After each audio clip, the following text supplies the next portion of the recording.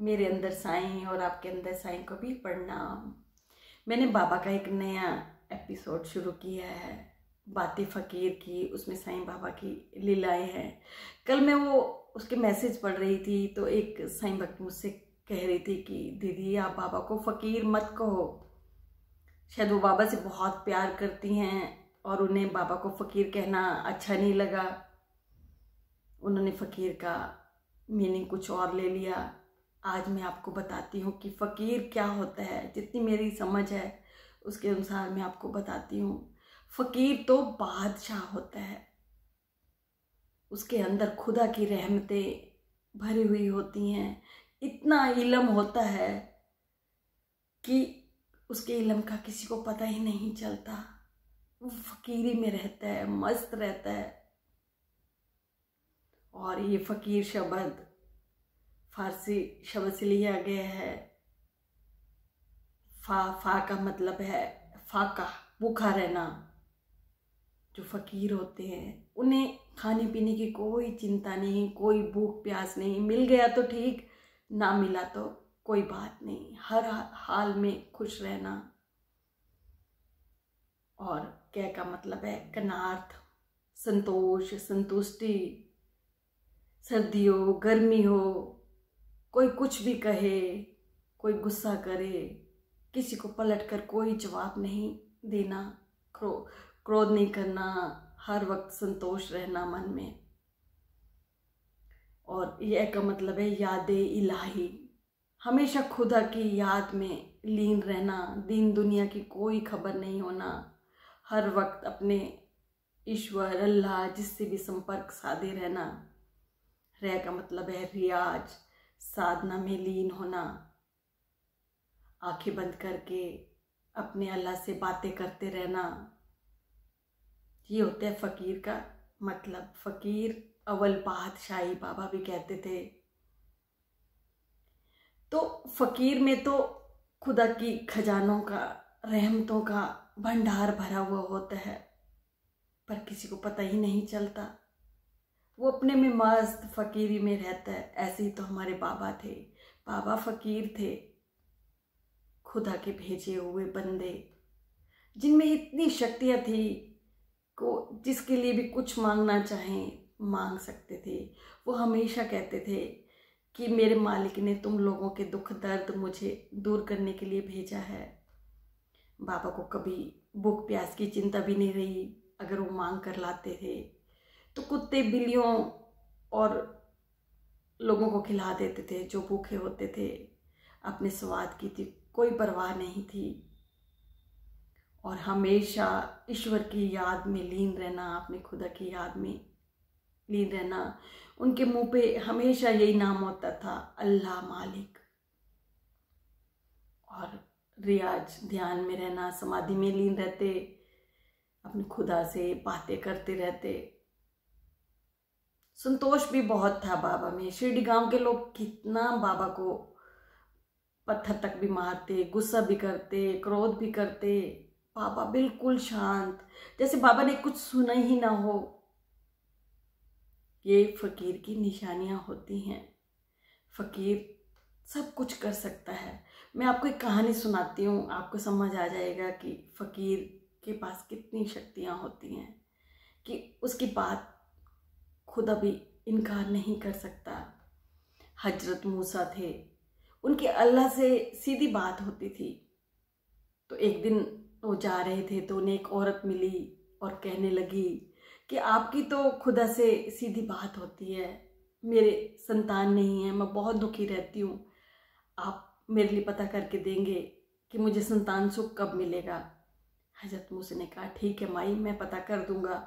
जबकि उनकी अल्लाह से बात हुई तो उन्होंने अल्लाह से ये सवाल किया कि वो औरत बहुत दुखी है, उसके संतान सुख कब मिलेगा। अल्लाह ने कहा उसकी किस्मत में संतान सुख नहीं है। मूसा ने उस औरत को बता दिया। सुनकर वो औरत बहुत दुखी हुई, क्योंकि हर औरत की ख्वाहिश होती है कि उसे बच्चा हो। वो बहुत दुखी रहती, बहुत दुखी। उसने मान लिया कि अब मेरे बच्चा नहीं होगा।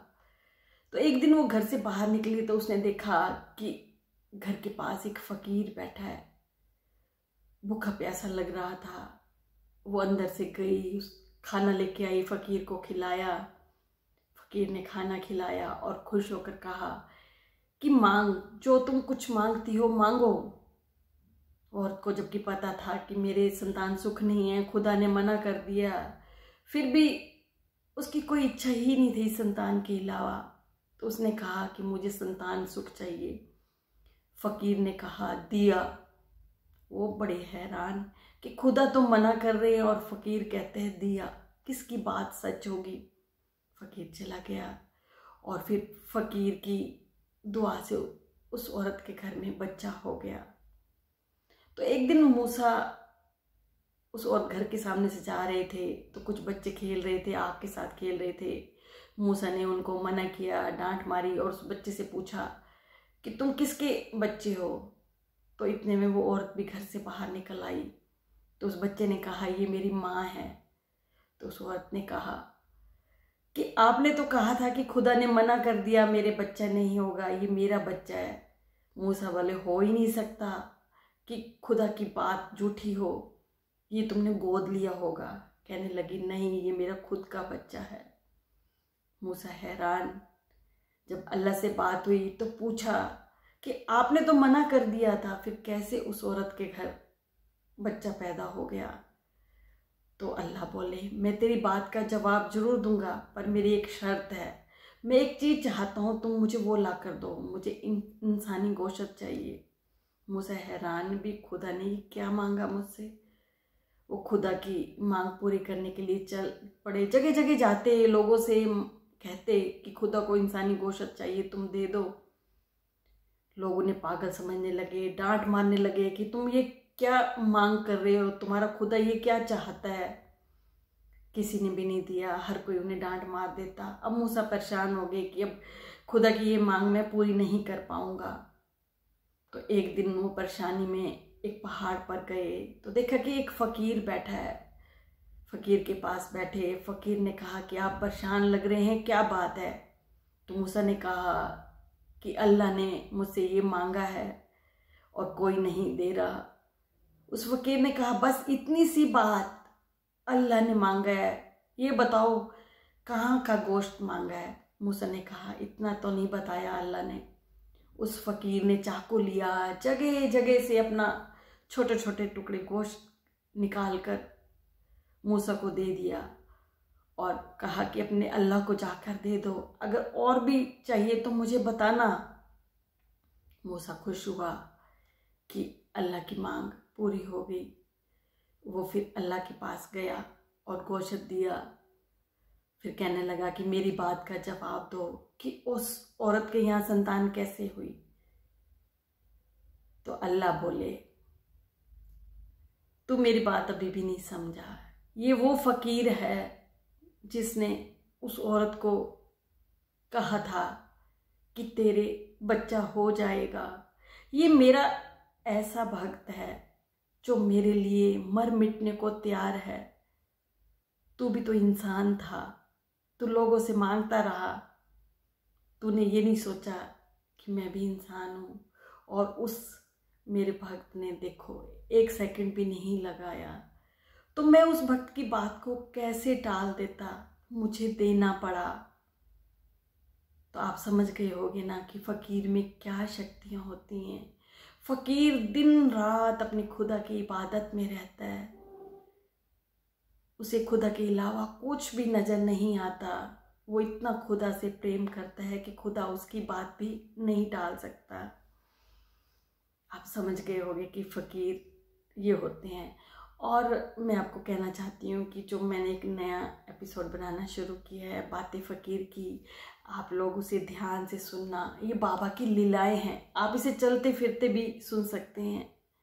अगर आपको बाबा के पाठ का समय नहीं मिलता, कई भक्त बाबा के बारे में नहीं जानते, तो मेरे इस एपिसोड को सुनेंगे तो बाबा के बारे में बारीकी से जान पाएंगे और इन लीलाओं का आपको भी बहुत फ़ायदा होगा। इसका समय 3 से 4 रहेगा, आप ज़रूर सुनना, मुझे भी हौसला मिलेगा। मैं भी बाबा की लीलाएं, बाबा के आशीर्वाद से आपको बता पाऊंगी। ये भाव मन में बाबा ने डाला है, बहुत दिनों से सोच रही थी, पर अब जैसे बाबा का आशीर्वाद मिला है, बस बाबा से ये प्रार्थना है कि बाबा मेरे से कोई भूल चूक ना हो, भूल चूक हो तो आप बच्चा समझकर क्षमा कर देना।